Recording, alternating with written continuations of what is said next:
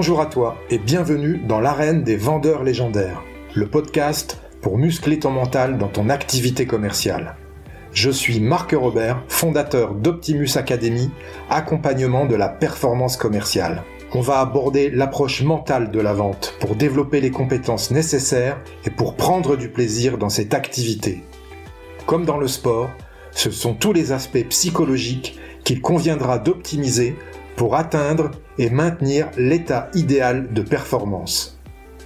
Je t'invite à t'abonner, à partager et surtout à noter 5 sur 5 ce podcast pour le faire connaître à tous ceux qui veulent développer leur plein potentiel dans la vente. Tu peux aussi rejoindre la communauté Optimus Academy en t'inscrivant à la newsletter que tu recevras tous les jeudis dans ta boîte mail et où je te partagerai mes conseils pour faire de ton mental la forteresse de ta réussite commerciale. Si tu veux obtenir des résultats que tu n'as jamais eus, tu dois être prêt à faire des choses que tu n'as jamais faites. Tu es prêt? Alors c'est parti!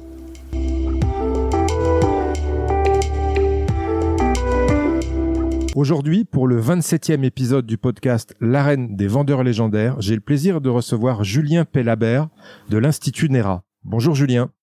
Bonjour Marc. Est-ce que tu peux te présenter s'il te plaît pour nos auditeurs? Eh bien écoute, avec très grand plaisir. Je suis négociateur professionnel, c'est-à-dire que mon métier, il est de former, d'accompagner, d'assister des entreprises, des organisations gouvernementales ou des individus sur la conduite de leurs négociations les plus sensibles et les plus complexes. Pour faire très simple, sur mon parcours, moi je suis un pur produit de l'entreprise. Tu vois, j'ai travaillé un peu plus de 10 ans en cabinet de conseil, en société d'édition de logiciels, vraiment sur des fonctions purement commerciales et managériales, ce qui est le topic de ton podcast. Et au bout de ces 10 années, j'étais tellement passionné par ce sujet de la négociation, à proprement parler, que j'ai voulu comprendre comment ça fonctionnait dans d'autres univers ou pour d'autres personnes. Donc, tu vois, j'ai repris mes études, j'ai fait 4 années dans un laboratoire de recherche, vraiment à étudier, à disséquer, à vouloir comprendre ces négociations. J'ai obtenu un doctorat et suite à ça, j'ai fondé l'Institut NERA, l'Institut de négociation et de recherche appliquée. On a créé un référentiel de conduite de négociation. On n'en avait pas trouvé jusque-là. On avait trouvé beaucoup d'ouvrages assez intéressants, voire même très intéressants, sur des boîtes à outils, sur des concepts, mais il n'y avait pas de système de conduite de négociation. Par quoi tu commences, par quoi tu peux conduire ta négociation, et on a créé ça, et ce système aujourd'hui on a essayé de prendre un maximum de hauteur sur la discipline de la négo, et aujourd'hui on accompagne aussi bien des entreprises du CAC dans le pétrole, où on va former le top 300 de cette structure avec des gens qui sont au potentiel groupe. J'étais avec des cabinets d'audit Big Four pas plus tard que la semaine dernière sur des partenaires, en passant par la banque, banque de détail, banque d'investissement, assurance. On partage notre travail régulièrement avec la police, voire même je forme les hauts potentiels de la gendarmerie tous les ans dans leur cycle de formation. Et en fait, parce qu'on a créé un système où on se rend compte que quand tu négocies avec un fournisseur, quand tu négocies avec ton patron en interne ou tes collègues, quand tu négocies avec ton conjoint, ta conjointe, tes enfants ou un forcené, ça passe par les mêmes leviers au niveau de la prise de décision. Et en fait, on a vraiment essayé de créer un système le plus universel possible pour nous occidentaux sur cette idée de comment est-ce que je peux obtenir de manière éthique ce que je veux avec quelqu'un qui peut me dire non. Pour dire les choses simplement. Donc tu vois, négocier en fait, à partir du moment où tu es dans une interaction et quelqu'un te dit non, Marc, est-ce que tu pourrais, Marc, j'aimerais que, est-ce que c'est possible de, t'es dans un processus de négociation. C'est pas que acheter ou vendre, négocier, c'est vraiment cette interaction avec quelqu'un qui peut te dire non. Et nous, notre travail, c'est d'aider les gens à obtenir plus, c'est-à-dire à améliorer leur quotidien personnel et professionnel avec cet outil qu'est la négociation. D'accord. Vous êtes nombreux dans l'Institut? Alors on est 6, 7 sur des fonctions purement transverses sur la logistique de l'entreprise, et j'ai la chance d'être entouré d'une douzaine d'experts aujourd'hui sur des sujets complémentaires qui peuvent aller de la psychologie détection du mensonge à l'art oratoire, au profiling, à la négociation de crise, en passant par la préparation mentale. Donc je vais aller chercher les meilleurs experts en fait sur cet écosystème français qui vont apporter un regard connexe à la négociation. D'accord. D'ailleurs, j'ai suivi ton parcours de négociation, ton parcours certifiant, et je me suis régalé pendant cette période. Okay. Oui.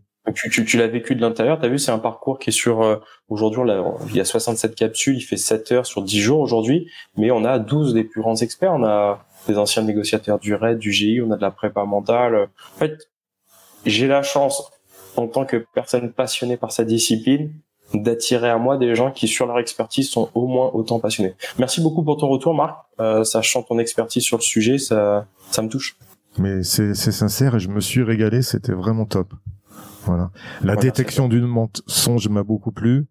L'intervention d'Edith Perrault-Pierre aussi sur les tops. Voilà. Ouais.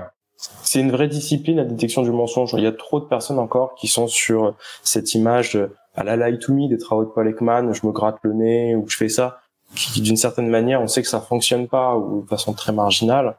Là, on a vraiment un linguiste qui est un professeur-chercheur sur l'utilisation des mots, sur la conduite d'entretien, et aujourd'hui il forme la police, il forme l'armée là-dessus, notamment des entreprises françaises, et il enseigne en France, Belgique et Pays-Bas. Donc non, on a vraiment la chance d'être entouré par des gens qui sont passionnés et donc qui sont passionnants. D'accord. Et cet e-learning existe toujours, il est en ligne sur ton site? Il est en ligne sur le site, il est totalement pris en charge par le CPF, donc pour tous les salariés français potentiellement il est gratuit. Et oui, l'inscription est totalement online, il est certification reconnue par l'État. Oui, faut en profiter parce que je pense que ce type de formation participe à faire de nous des meilleures versions de nous-mêmes. Et en fait, il y a un impact direct, qu'on soit commercial ou pas, quelle que soit l'activité qu'on a. En fait, il y a une statistique pour nous qui est très importante, qui est du Carnegie Institute of Technology, qui nous dit que 85% de notre succès professionnel, il est lié à notre capacité à écouter, communiquer et négocier.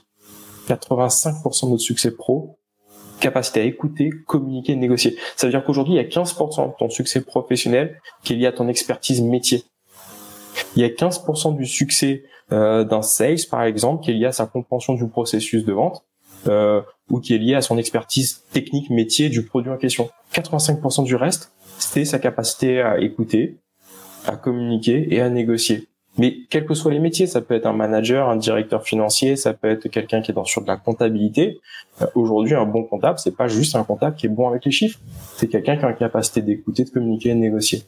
Et donc, en fait, je pense que ce type de démarche que tu as, toi, avec le podcast, mais qu'on peut avoir sur de la formation, etc., participe à donner des nouvelles clés de compréhension aux gens et participe à les aider à devenir meilleurs. Et donc à obtenir plus. Et honnêtement, tu vois, j'ai la chance d'enseigner mon sujet. Enfin, je l'enseigne dans des écoles, à HEC, à l'ENA, à Sciences Po et la Sorbonne. Mais à la Sorbonne, j'ai des gens qui ont 22, 23 ans. Et je leur dis, voyez votre vie comme un jeu vidéo. Tu vois, la métaphore, elle est facile à comprendre pour eux. La négociation, c'est un shortcut. C'est un shortcut qui va vous permettre de juste gagner du temps. C'est-à-dire d'aller plus vite dans ce jeu vidéo qu'est le capitalisme. Tout simplement. Excellent. Et je pense que tu vois, ton initiative avec effectivement ce podcast ou avec d'autres lectures participe à avoir des raccourcis, des codes qui dans ton jeu vidéo qui est le capitalisme vont te faire gagner 1 niveau, 2 niveaux, 3 niveaux, en tout cas vont te permettre d'aller un peu plus loin et plus facilement. D'accord. Super. Excellent. J'ai beaucoup apprécié, moi notamment, est-ce que je comprends, est-ce que j'applique directement dès que je rentre en rendez-vous commercial, c'est l'état final partagé. Voilà. Se mettre d'accord sur le chemin qu'on veut prendre, vers où on veut aller. Ouais, exactement. En fait, cette EFP, ça vient d'un vocabulaire qui est militaire, parce que j'ai la chance aussi de partager un petit peu mon travail avec l'armée. Il parle d'EFR, état final recherché. En une phrase, c'est pourquoi est-ce qu'on va là où on va et on emmène des troupes, pour faire simple. L'EFP, c'est l'état final partagé. En une phrase, c'est quoi l'objectif, l'enjeu de la négociation, mais ça doit toujours être fait dans le vocabulaire de notre interlocuteur. Si on est là aujourd'hui, c'est pour. Et à partir du moment où on est d'accord sur ce pourquoi, c'est beaucoup plus simple de se mettre d'accord sur le comment ou sur le quoi. Et c'est cette idée que la négociation, en fait, c'est une discussion qui part du pourquoi. Si je rentre juste sur le critère, donc sur le quoi, bonjour, je voudrais vous acheter telle prestation 30 000. Ah bah non, c'est un peu trop cher. Faites un effort, 30 000, on coupe la part en deux de 30 000. Une discussion qui est sur le quoi, c'est du marchandage. Et c'est vraiment la différence entre le marchandage et la négociation. C'est que la négociation, il y a certains moments où on va arriver sur un processus de marchandage, mais ce n'est pas du marchandage, alors que le marchandage n'est qu'un outil, une technique à la disposition du négociateur. C'est pas une finalité en soi. D'accord. Ok. Ça commence fort, hein, Julien, j'ai envie de te dire. Allez, on va démarrer l'entretien. Tu sais que le podcast parle du mental dans la vente. Ok. Je vais commencer par une première question déjà te concernant. Comment tu es arrivé? Tu m'as dit que tu as démarré comme commercial, enfin dans des fonctions commerciales. Comment tu es arrivé au métier de commercial? Je pense j'ai toujours été passionné par les relations humaines, les relations aux autres. Et quand j'ai eu 19 ans, 20 ans, j'ai un de mes meilleurs amis qui m'a dit que dans un magasin qui s'appelle Boulanger, tu vois, qui est une enseigne comme Darty où tu vas vendre de la hi-fi, du son, il cherchait quelqu'un et que c'était payé non pas à ce qu'on valait, mais à ce qu'on méritait.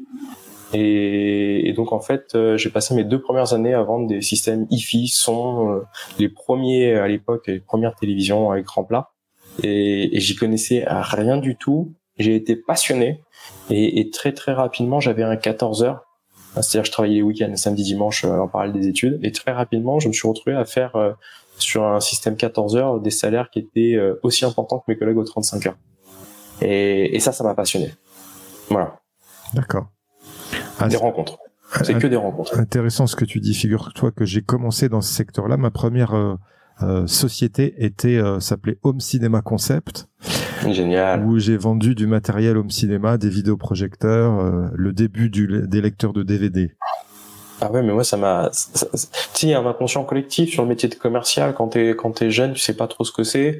Moi, je suis né dans des tout débuts des années 80, donc il y avait encore cette image un peu du Jean-Claude Convenant, tu vois, la personne qui est peu empathique, qui est haut en couleur, qui va faire du porte-à-porte, parce qu'il n'y avait pas encore Internet, il n'y avait pas encore cette culture très poussée de la compréhension humaine, et ça m'a permis vraiment de mieux comprendre la relation à l'autre.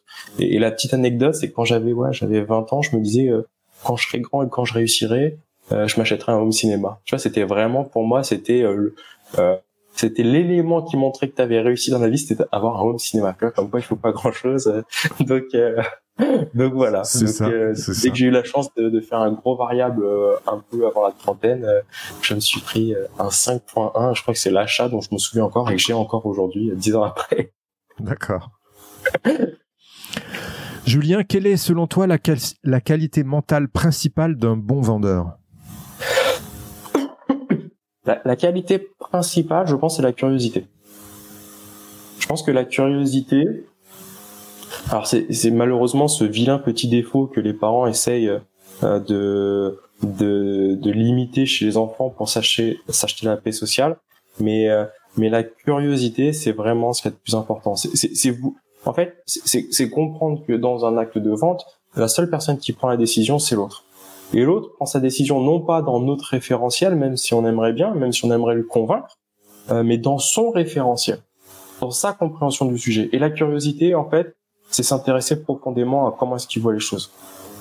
La curiosité, c'est pas juste être curieux ou le terme qu'on emploie généralement, c'est l'empathie, c'est cette capacité de compréhension intellectuelle de l'autre. C'est pas juste être curieux avec des gens qu'on aime, hein, attention.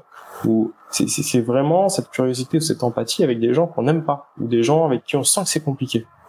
Parce que c'est là que ça nous ouvre un champ des possibles. C'est dans la différence qu'on peut se sublimer et se bonifier. Après, être curieux ou être empathique, c'est comme en négociation. Hein, négocier, ce n'est pas céder. Négocier, ce n'est pas cautionner. Et être curieux, ce n'est pas cautionner. C'est pas forcément cautionner l'autre, mais c'est juste prendre en considération sa parole, sa perspective, s'intéresser à son référentiel, et à partir de là, potentiellement, créer les conditions d'un accord ou pas. D'accord. Ok. Si tu devais résumer la vente en un verbe, quel serait-il? Waouh. Allez, si je voulais être sulfureux, je te dirais négocier. Mais après, je sais qu'il y a des vrais experts de la vente et qu'on va avoir un vocabulaire légèrement différent, une perception différente. Mais quand tu penses que négocier, c'est un mode de décision partagé ou autre, la capacité de dire non, je pense que la vente rentre dans le processus de négociation. Voilà. La négociation est plus, dans ma perception, il n'y a pas de notion de hiérarchie dans ce que je dis, c'est pas le sujet, mais la négociation englobe la vente et d'autres sujets. et qui après il y a besoin d'avoir des expertises potentiellement très très précises. Mais tu vois, tu peux négocier avec ta femme le fait de partir en week-end ou ce que tu vas manger, tu n'es pas sur un processus de vente. La vente est une spécificité qui demande une expertise très forte, mais qui rentre dans ce processus de décision partagée où l'autre a la capacité de dire non. Mais je voudrais pas que les gens entendent que la négociation est mieux parce qu'elle est au-dessus. Non, c'est juste par étymologie, neg otium, ne pas être oisif, c'est-à-dire travailler, tout simplement. C'est ça. Très bonne précision. Ok. Quelle est ta vision du métier commercial aujourd'hui en 2022 ? Je dirais aujourd'hui un commercial, pour faire une analogie, c'est un peu un docteur. Mais je pense que tu as dû l'avoir souvent, cette analogie. C'est une personne qui a pour vocation à être un accompagnant, à comprendre et à proposer une solution. Mais cette solution doit reposer sur un diagnostic de sachant. Mais il y a vraiment cette volonté d'être un accompagnant. Et pas forcément cette volonté qu'on a eue pendant des années, mais qui est légitime et qu'on a encore dans certaines structures, à vouloir closer à tout prix, pour reprendre un terme lié à la vente. Closer. Je pense que dans une question de temporalité à moyen long terme, c'est pas forcément la bonne démarche. C'est ça. C'est la différence d'ailleurs entre ce que tu évoquais tout à l'heure, la vente à l'agent Claude Convenant, la vente push, et là maintenant on est plutôt dans la vente pull. Ouais. On attire à soi le client pour que ça soit lui qui nous dise ok, ben ça m'intéresse, j'ai envie de votre produit ou de votre service. C'est ça complètement. Okay. Oui, mais parce que en fait après c'est se poser aussi la question de c'est quoi le succès dans la vente, parce que est-ce que c'est de vendre, est-ce que c'est de pas vendre. Moi je suis persuadé que la négociation comme la vente, donc forcément c'est un infinite game. Le but, il est pas de gagner ou de perdre, le but, il est de jouer. Et en fait, c'est quoi le succès dans la vente ou dans la négo ? C'est de continuer le lendemain à faire ce qu'on faisait hier. Tu vois ? C'est de continuer dans cet infinite game à pouvoir jouer, à pouvoir continuer à faire ce qu'on fait. C'est prendre sa place. Et d'ailleurs, si je dois faire une analogie qu'on avait faite avec Eric Mselati, qui est un expert en jeu de Go, tu vois, dans l'inconscient collectif, la négociation, alors je sais pas pour la vente, tu me diras, mais c'est un jeu d'échecs. Donc c'est un jeu à schéma combinatoire abstrait dans la négociation où le but c'est de tuer les autres pièces pour tuer le roi. Moi je pense que la négociation, et donc peut-être la vente, mais dis-moi si je me trompe, n'est plus sur une notion de jeu de Go, qui est encore un jeu à schéma combinatoire abstrait, mais on part pas avec un échiquier qui est plein et où on va retirer des pièces, on part avec un goban qui est vide et on va co-construire avec l'autre pour prendre sa place. Et si ma place est plus importante que l'autre, j'ai gagné. Et je pense que c'est ça la définition du succès. D'une certaine manière dans la vente, c'est continuer à faire ce qu'on fait, c'est prendre sa place, et si notre place est un peu plus importante que celle des autres, à la bonne heure. C'est ça, je partage tout à fait ton avis. Et d'ailleurs, c'était une des questions justement que j'allais te poser. D'un point de vue commercial, quelle est ta définition du succès ? Donc tu as répondu déjà, je te remercie à cette question. C'est ça, c'est cette notion d'infinite game, c'est cette notion d'être dans la durée. Ça sert à rien de vouloir gagner des batailles si derrière je perds une guerre. Tu vois, et moi on a accompagné des gens où on a fait des ventes sur notre propre structure avec des gens où on a eu des no-go au tout début, mais ça s'est super bien passé. On leur a expliqué qu'on n'était pas aligné sur cette perception du business, qu'on n'était pas en capacité de les accompagner le mieux possible. Et derrière, je pense notamment à un acteur dans le secteur bancaire qui est dans mon premier ou mon deuxième client en chiffre d'affaires, et où aujourd'hui on a gagné tous nos marchés sans être mis en concurrence, ce qui depuis quelques années avec les obligations réglementaires et bancaires n'est quasiment pas possible, mais parce qu'il y a 4 ans on avait perdu un très gros appel d'offres, mais de la bonne manière. Donc c'est vraiment cette notion d'infinite game, je pense. Je partage cet avis. C'est la différence entre les vendeurs un peu mercenaires et les vendeurs par motivation intrinsèque réelle, quoi. Ils veulent aider, quoi. Ils veulent pas faire de l'argent, ils veulent aider vraiment. C'est ça. Okay. En fait, c'est cette notion il faut être altruiste, mais purement par égoïsme. J'aime le concept. Altruiste par égoïsme. Excellent. Quels sont, selon toi, les fondamentaux du métier commercial ? Alors, je vais te répondre par par des fondamentaux qu'on va retrouver pas forcément dans la vente ou dans la fonction commerciale, mais de façon plus large pour moi.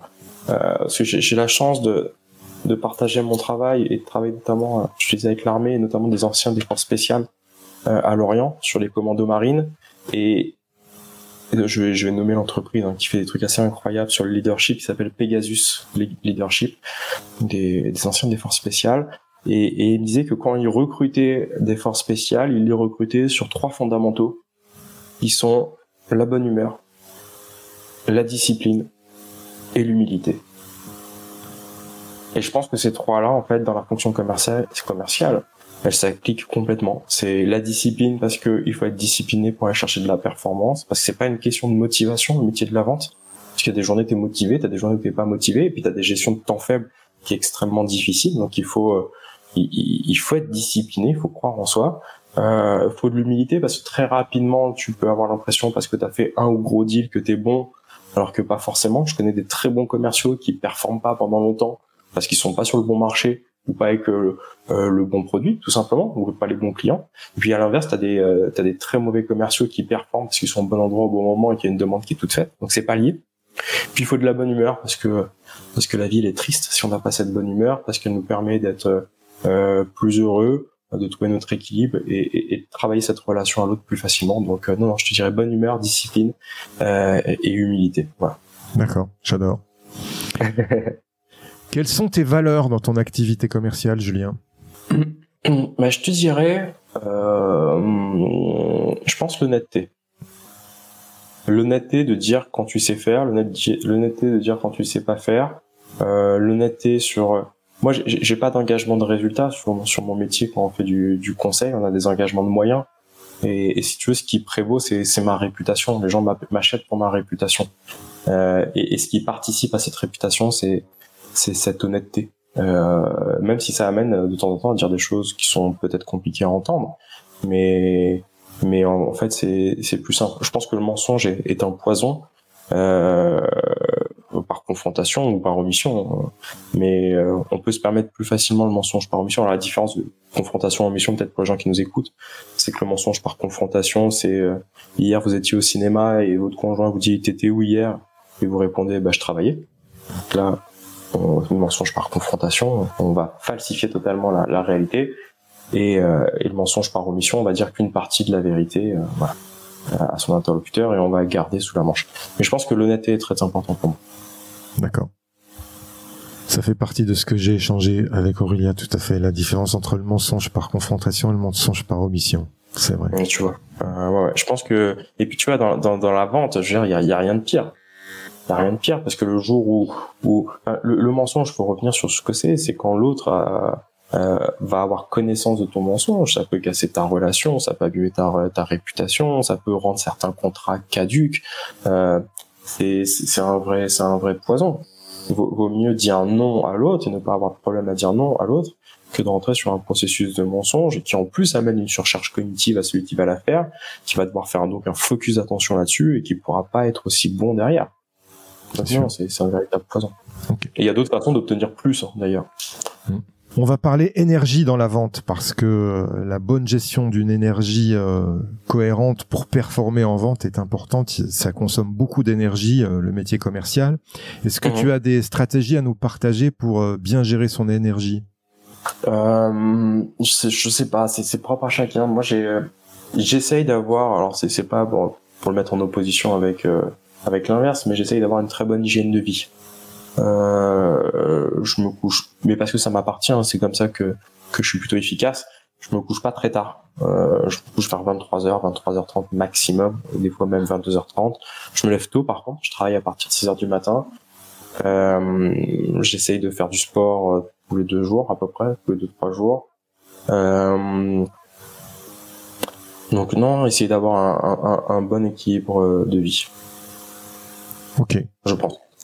Tu vois, je veux pas aller sur l'alimentation, sur l'alcool effectivement, mais on a le droit de profiter de la vie, mais pas dans l'hubris, pas dans la démesure. Moi, mon premier manager m'avait sorti cette phrase, d'ailleurs, qui reste en moi.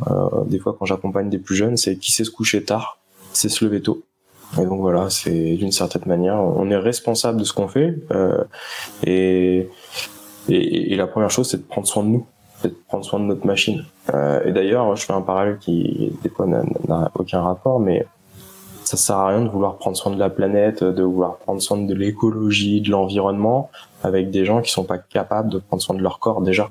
Quand tu sais que c'est pas bon pour toi de manger trop gras, trop sucré, de boire de l'alcool dans une mesure improbable, commence déjà par ton corps, commence déjà par ta santé mentale, par le fait de lire, et après tu pourras t'intéresser à l'environnement.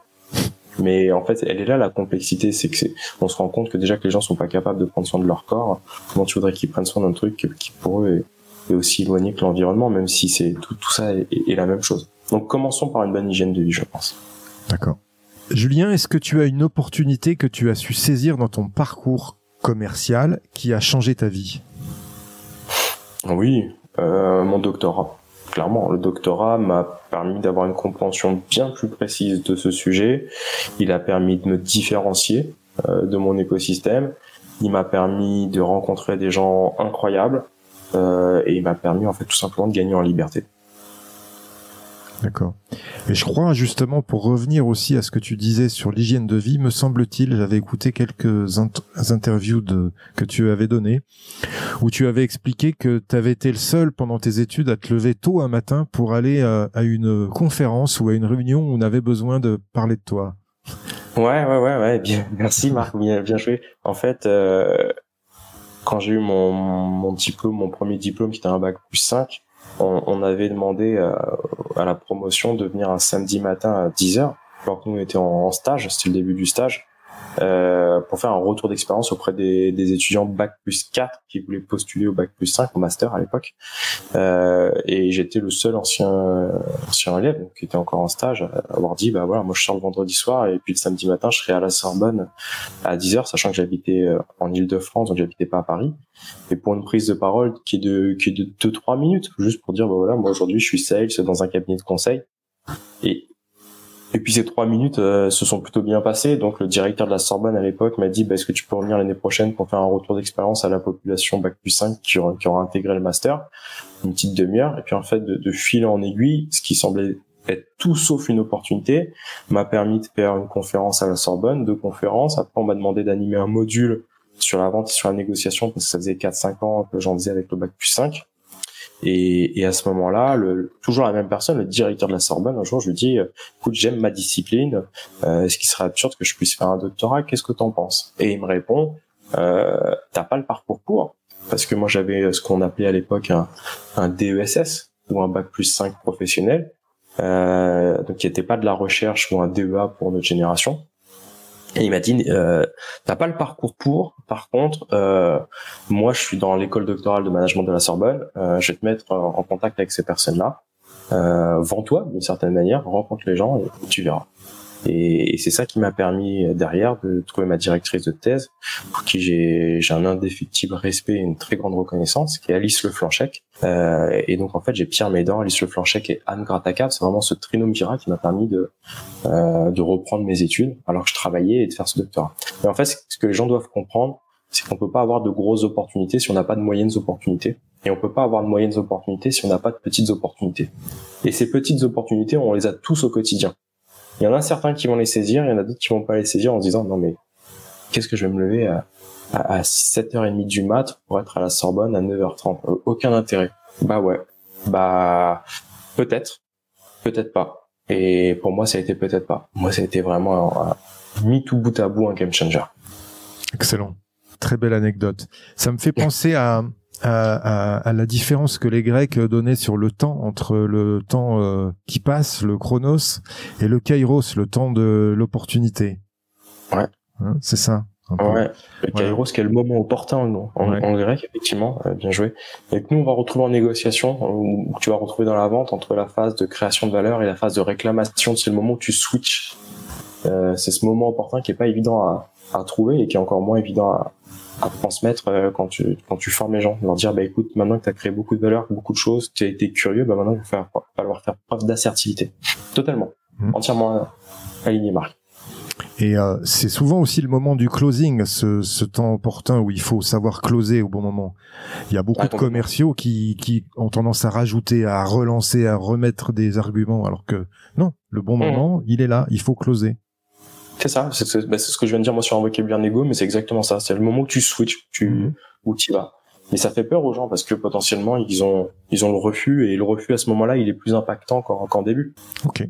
Quelle est la leçon que tu as apprise dans ton parcours commercial et qui t'a fait le plus progresser? Je pense, c'est cette notion de prendre sa place. C'est cette notion de qui ne demande rien à rien. C'est que tu retrouves dans l'éducation des gens en fait. Je pense qu'on est dans un monde où on n'est pas spectateur, le monde ne nous attend pas en tout cas. Et il y a cette volonté à aller de l'avant, à prendre la responsabilité de ce qu'on fait. Tu vois, moi ça me rend fou encore quand des fois j'entends à la boulangerie une maman ou un papa et que l'enfant dit papa, maman, est-ce que je peux avoir une sucette? Et que le parent dit j'allais te l'acheter, mais maintenant que tu viens de le demander, tu l'auras pas. Tu sais, on l'a déjà tous entendu, c'est au moins une fois. Je trouve que c'est de l'inconscience. Dire ça à nos enfants, c'est faux parce que le monde ne nous attend pas. Cette notion de prendre sa place. Et je pense qu'aujourd'hui, il y a plein de façons de bien demander et ça nous autorise un champ des possibles mieux. Mais moi, j'ai appris que le monde m'attendait pas. Ça, c'est clair. Et qu'il fallait prendre sa place et si on ne demande pas, on n'a pas. Et encore plus en négociation, encore plus en vente. D'accord. Ça fait écho aussi à cette société qui est de plus en plus sur la victimisation. C'est le fait de prendre ses responsabilités quelque part aussi. Totalement.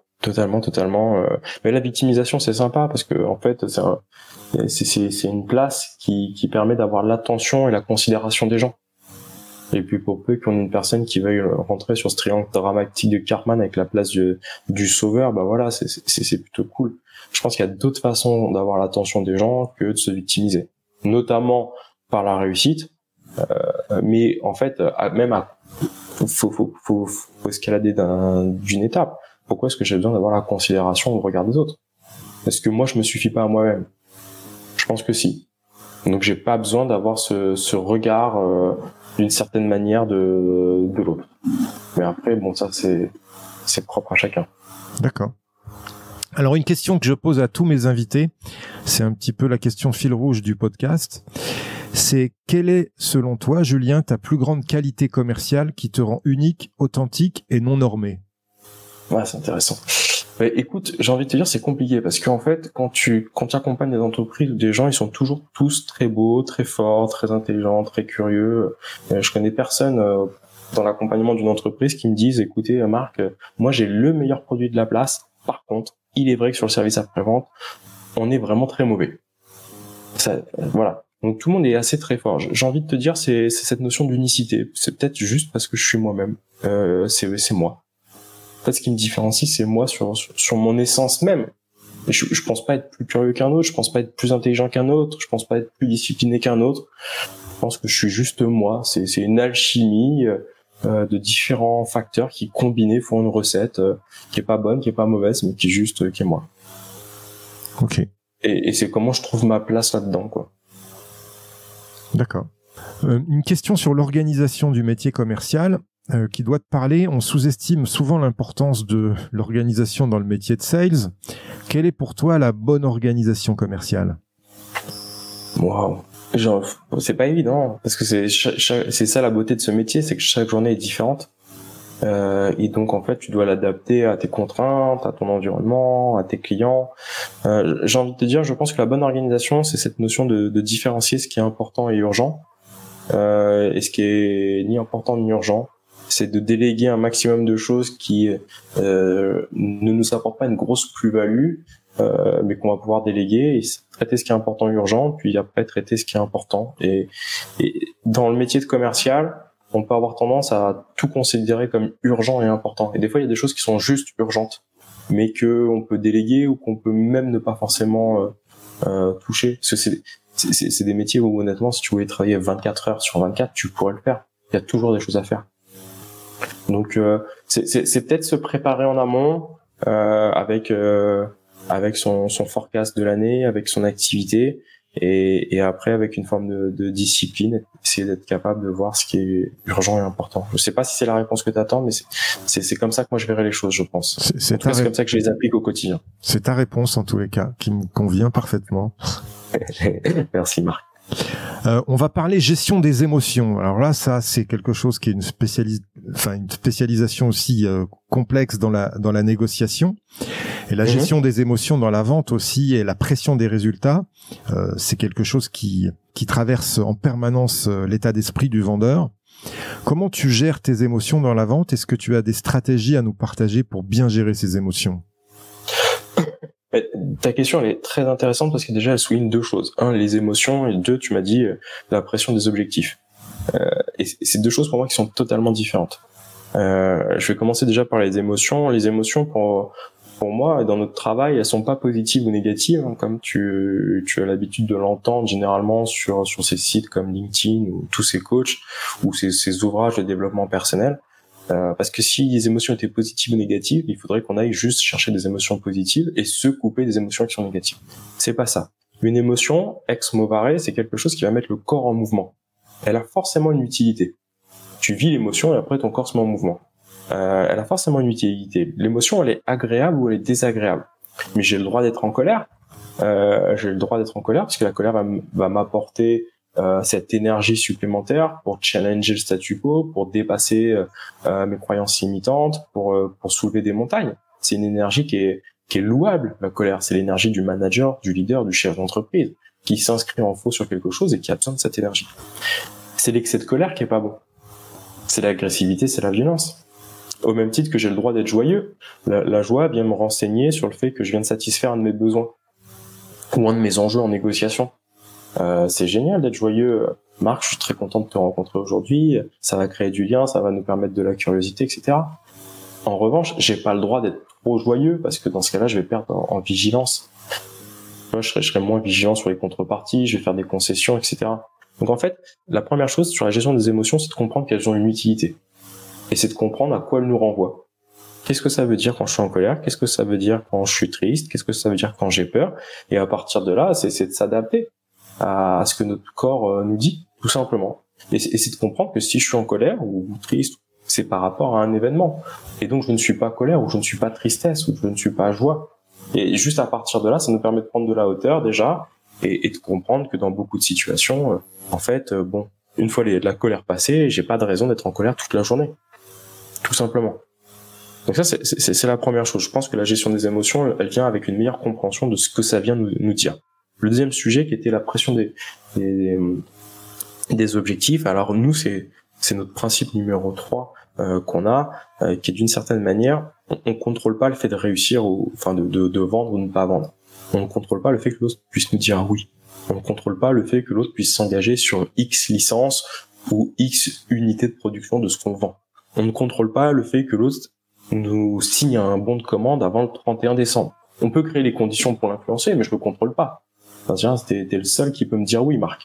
À partir de ce moment-là, si je ne contrôle pas ça, pourquoi est-ce que je me mettrais de la pression sur les enjeux de ma négociation? Plus je vais avoir besoin de signer, moins je serai bon négociateur. En fait, le besoin tue en négociation. Tu vois, en fait, j'ai besoin de quoi? J'ai besoin de manger, de boire et de respirer. Mais si je bois pas, si je mange pas, si je respire pas, je meurs. Et si je te mets la tête sous l'eau, qu'est-ce qui se passe au bout de 2 minutes, 2 minutes 30?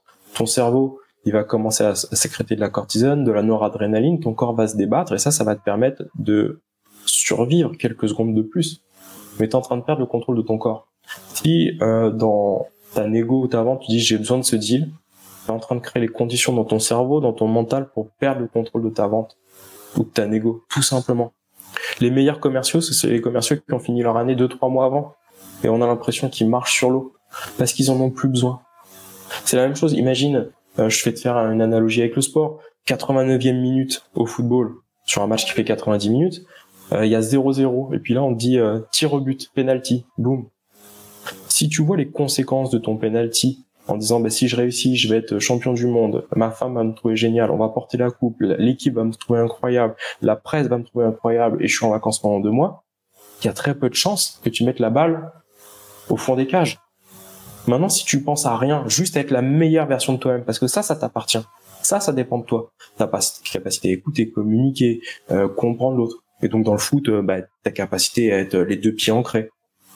Une seule chose, la balle, les cages, un seul objectif, transpercer, et ce qui se passe après ne m'appartient pas. Là, tu crées les conditions les plus favorables pour réussir. Et en fait, notre axiome, notre principe numéro 3, c'est que dans la négociation, dans la vente, on doit avoir la discipline et la motivation de réussir, mais jamais le besoin. Plus j'ai besoin, et moins je serai bon négociateur. Le besoin tue, le désir fait vivre dans la vente et dans la négociation. Je dois avoir cette prise de hauteur. Les anglo-saxons diront qu'on devient neediness. Et tu vois, à partir du moment où j'ai besoin d'avoir un accord, je suis prêt à tout pour l'avoir. Mon client me dit, écoutez, vous étiez bas 100 à 100, il faut faire 70. Ah bah oui, pas de problème, monsieur. J'en ai besoin. C'est une vue de l'esprit. C'est une vue de l'esprit. Et à partir du moment où on a ce recul sur ce besoin, est-ce que j'ai besoin d'avoir une maison à 300, 500 000 euros? Est-ce que j'ai besoin d'avoir ce type de voiture? Est-ce que j'ai besoin d'avoir ce train de vie? À partir du moment où j'ai plus ce besoin dans ma tête, je reprends mon pouvoir dans la vente et dans la négociation. Je n'ai plus besoin de closer. Et donc là, je peux être un accompagnant, ce qu'on disait au début du podcast. Et donc, si je suis un accompagnant, je vais être une meilleure version de moi-même, je vais inspirer confiance et je vais permettre à l'autre de venir plus facilement à moi. Je sais pas si ça fait sens ce que je te dis, Marc. Ah oui, excellent. Ah, j'adore. Total. Je suis en phase. Parfait. Et ben voilà. Ah, mais c'est pas évident, hein. Ouais. C'est pas évident parce qu'on est dans des entreprises qui nous mettent des gros objectifs, de la pression. Et voilà. L'enjeu tue le game. Totalement. Enfin, nous, dans notre wording, c'est le besoin. Mais j'entends ce que tu dis. Ouais. Mais ouais, complètement. Sur le besoin, on le sent, c'est un truc, j'en ai besoin. Non, t'en as pas besoin. Mais maintenant que t'en as pas besoin, je peux lui dire non. Ou, je peux lui dire non. Tu viens de reprendre le pouvoir de ta négo. Tu viens de reprendre ton pouvoir de la négo. Pour avoir managé des commerciaux, c'est quand ils sont en phase down, qu'ils ont du mal à signer, à closer. Bien sûr. Ils arrivent dans le stade du besoin et leur faire comprendre qu'il faut ne pas être dans le besoin pour recloser à nouveau, c'est compliqué. Par contre, dès ils se sont libérés de cette première vente, tout revient après, comme par magie. C'est assez fou. C'est une question de mindset. D'ailleurs, ça nous ramène à c'est quoi la définition du pouvoir? On va sur un truc un peu plus technique. C'est quoi mon pouvoir dans la vie? C'est quoi mon pouvoir sur mon conjoint, sur ma conjointe? C'est quoi mon pouvoir en égo? C'est quoi mon pouvoir dans l'entreprise? C'est ma capacité à posséder ou détenir une ressource que l'autre valorise. Mais ça veut dire quoi? Ça veut dire que si je ne valorise rien chez l'autre, il n'a aucune forme de pouvoir sur moi. Et donc je reprends mon pouvoir dans la négo. Et donc cette phrase, appliquée à la négo, capacité à posséder ou détenir une ressource que l'autre valorise, c'est que ma plus grosse source de pouvoir, c'est ma capacité à solutionner le problème de l'autre. D'où le fait qu'on le retrouve dans la partie commerciale. Pourquoi est-ce qu'on va chercher à comprendre l'écosystème de l'autre? C'est pour comprendre comment est-ce qu'on peut lui apporter une solution à son problème. Et à partir de ce moment-là, c'est là qu'on a du pouvoir. Si on lui apporte aucune forme de solution, on n'a pas de pouvoir en négociation ou en vente. C'est bien cette capacité à solutionner un problème pour aller chercher à obtenir plus ou pour éviter une perte, tout simplement. D'accord. Extra. Julien, est-ce que tu as un mantra, une formulation positive qui tourne en boucle? Moi, j'ai cette notion de qui ose gagne. C'est sur nos cartes de visite et je l'ai redécouvert, hein, qui est une devise des SAS à la base, et je l'ai redécouverte en allant à Lorient avec les commandos marines. Ils ont une phrase de Voltaire qui est sur leur première salle de réunion, qui est d'une puissance, je trouve, incroyable, qui est: l'audace fut toujours un enfant du succès. Le succès fut toujours un enfant de l'audace. Le succès fut toujours un enfant de l'audace. Et c'est vraiment cette notion de qui ose gagne. Tu vois, le succès fut toujours un enfant de l'audace. Il faut faire les choses. Et tu vois, on en revient sur personne ne nous attend. C'est ça. Quel conseil donnerais-tu à ton ancien toi, jeune commercial, justement? Ah, intéressant.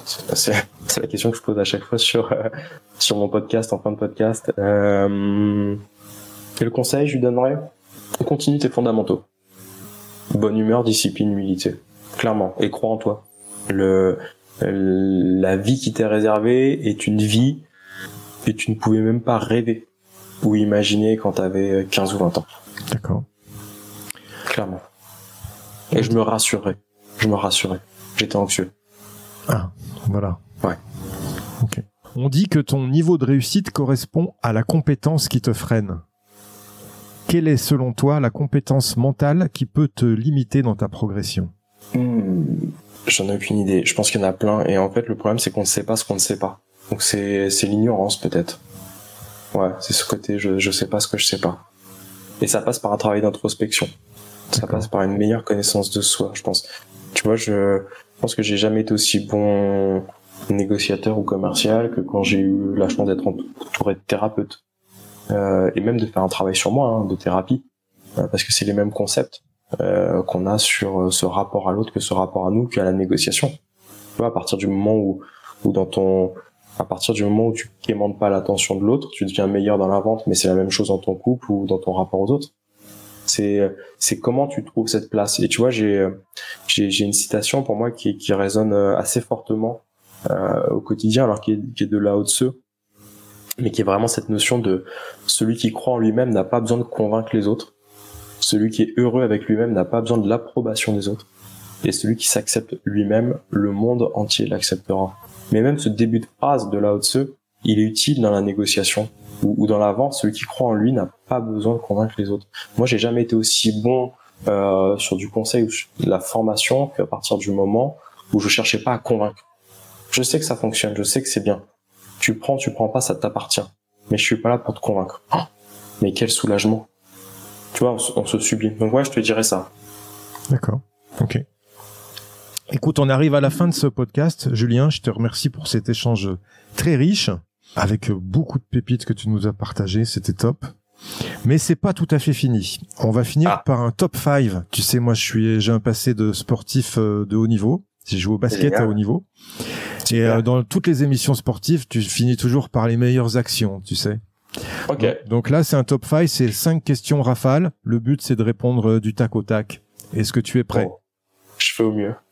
Tu verras, il y en a qui tu nous as déjà donné. Une citation qui t'inspire et qui peut inspirer les futurs vendeurs légendaires. Le succès fut toujours un enfant de l'audace. Un livre ou un média à suivre pour devenir un vendeur légendaire. Un livre tout de suite, le dernier que j'ai lu, on en a parlé très rapidement tout à l'heure, Christophe Hague, Provoque ta chance. La chance, c'est pas la même chose que le hasard, ça se travaille. Et les gens qui gagnent ce type de concours, parce qu'en fait, quand t'es jeune, tu gagnes des concours pour être en école de co ou en école d'ingé, et quand t'es dans le monde adulte, il faut gagner encore des concours, mais c'est pas les mêmes, c'est ce qu'on appelle des concours de circonstances. Et les gens qui gagnent ces concours de circonstances, en fait, c'est plus du hasard, c'est de la chance, c'est-à-dire que c'est une compétence. Et on peut pas avoir d'opportunité dans sa vie professionnelle ou personnelle si on n'est pas nous-mêmes une opportunité pour les autres. C'est vraiment ça, tu vois. Le commercial, c'est une opportunité pour les autres et c'est ça qui va lui amener des opportunités. Extra. Un conseil pour rester au top de sa légende commerciale. Travailler. Être passionné. Travail et passion. Et ça amène la discipline. Une question à poser à son client qui gagne à tous les coups. Comment ça va? Mais avec une vraie empathie. Et pas juste ça va. D'accord. C'est s'intéresser profondément à l'autre à travers cette question. À travers son attitude, à travers son regard. Voilà. Pas pour solutionner son problème, mais pour être un accompagnant. Et l'amener à comprendre comment est-ce qu'on peut trouver la solution à son problème. Ok. Une croyance limitante que tu as su briser. J'en ai deux. J'ai le droit? Bien sûr. La première, c'est knowledge is power. On a l'impression que la connaissance, c'est le pouvoir. C'est faux. En fait, plus on est sachant et plus on peut s'enfermer dans des schémas de pensée, plus on a l'impression de savoir pour les autres. Et puis même si j'avais conscience de ton problème, ça suffirait pas pour te mettre en action. En fait, c'est pas de savoir qui va m'amener à closer, c'est de t'aider à prendre conscience. Mais tu vois, il y a une différence. Moi, que je sache ce qui est bon pour toi ou pas, Marc, on s'en fout, puisque c'est Marc qui prend sa décision. Donc je dois accompagner Marc à prendre conscience de ce qui est bon pour lui. Donc c'est pas la connaissance, c'est la prise de conscience qui t'amène le pouvoir chez l'autre, et puis chez toi il peut être limitant. Ça c'est la première chose. Donc tu vois, on rentre encore sur cette notion d'accompagnant. Je suis pas là pour convaincre et t'expliquer à quel point j'ai raison et à quel point t'as tort.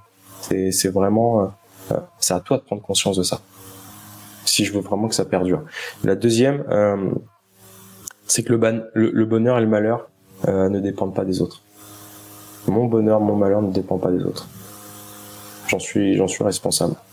Et donc ça me permet d'avoir un degré de liberté aussi. Ok. Ne pas aller le chercher chez l'autre.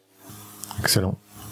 Ça me fait penser à ce que tu dis sur une fameuse réplique, je crois que c'était Michel Audiard qui disait ça, mais par rapport au sachant qui détient le pouvoir, ça me faisait penser au problème des intellectuels. Il disait qu'un con qui marche va beaucoup plus loin qu'un intellectuel assis. Ouais, complètement. Mais tu vois, plus t'as de connaissances et plus quand t'es généralement dans un processus de vente, bah, tu veux montrer que tu sais, et en fait, comme il y a une unicité, c'est-à-dire une unicité de temps, de lieu, d'action et de personne, ton interlocuteur, tu vas lui proposer un truc, tu peux passer complètement à côté de la plaque. Alors peut-être que tu peux avoir bon à la bonne heure, mais tu peux passer complètement à côté de la plaque. Et donc ça, c'est vachement, c'est dommage. Et puis le deuxième truc, c'est que tu peux aller chercher des biais de confirmation. Tu vas poser des questions qui vont répondre que à ce que tu penses savoir. Ça te permettra pas de te différencier des autres. En soi, déjà, la connaissance, elle est limitante pour nous. Vaut mieux avoir, tu parlais tout à l'heure de la Grèce, de Kairos, mais c'est cette notion de je ne sais pas ce que je ne sais pas, de Socrate. Et c'est comment je m'invite dans l'autre sans croyance limitante. Ça, c'est la première chose. Et le deuxième, c'est que même si je savais ce qui est important pour l'autre, ça ne suffit pas aujourd'hui pour le mettre en action. Si je veux qu'il se mette en action, c'est lui qui doit comprendre. Donc tu vois que la connaissance, elle est limitante. C'est clair. D'autant plus que plus on a de connaissances, je crois que moins on est capable de passer à l'action en tous les cas dans la vie, parce qu'on va se poser tellement de questions qu'on va pas agir. C'est possible pour certains traits de personnalité, effectivement, pour des gens qui seraient très analytiques, qui ont une volonté de tout comprendre, d'éviter le chaos et l'inconnu. Mais d'où le fait que le succès fut toujours un enfant de l'audace, ou autrement dit, qui ose gagne. Il faut se mettre en action. Il faut y aller. Alors bien sûr, il faut se préparer. Il faut se préparer, mais il faut y aller. Avant de se dire au revoir, Julien, est-ce que tu as un invité à me recommander qui a su développer un mental fort dans son domaine commercial et qui pourrait inspirer nos auditeurs? Christophe Hague. Ok. Où on peut te retrouver si on veut prendre contact avec toi? LinkedIn, Julien Pelabert. Sinon, négociation-influence.com, il y a tout notre travail, toutes nos formations, qui sont d'ailleurs totalement éligibles au CPF, au compte personnel de formation. Donc, soit pour prendre la tâche auprès de moi à LinkedIn, soit pour voir ce qu'on propose comme travail, négociation-influence.com. Super. Merci Julien, en tous les cas, pour cet échange. C'était génial. C'est moi, Marc. Merci beaucoup pour l'invitation et la qualité de l'échange. C'était une introspection passionnante. À bientôt. Au revoir. À très vite, Marc. Merci à toi, cher auditeur, d'avoir suivi l'épisode jusqu'au bout. J'espère qu'il t'a plu, que tu as appris des choses et surtout que tu vas pouvoir les implémenter dans ton activité pour améliorer tes résultats. Pense bien à noter 5 sur 5 ce podcast sur ta plateforme d'écoute et à le partager. Je te dis à bientôt pour le prochain épisode. Mentalement fort. We'll be back.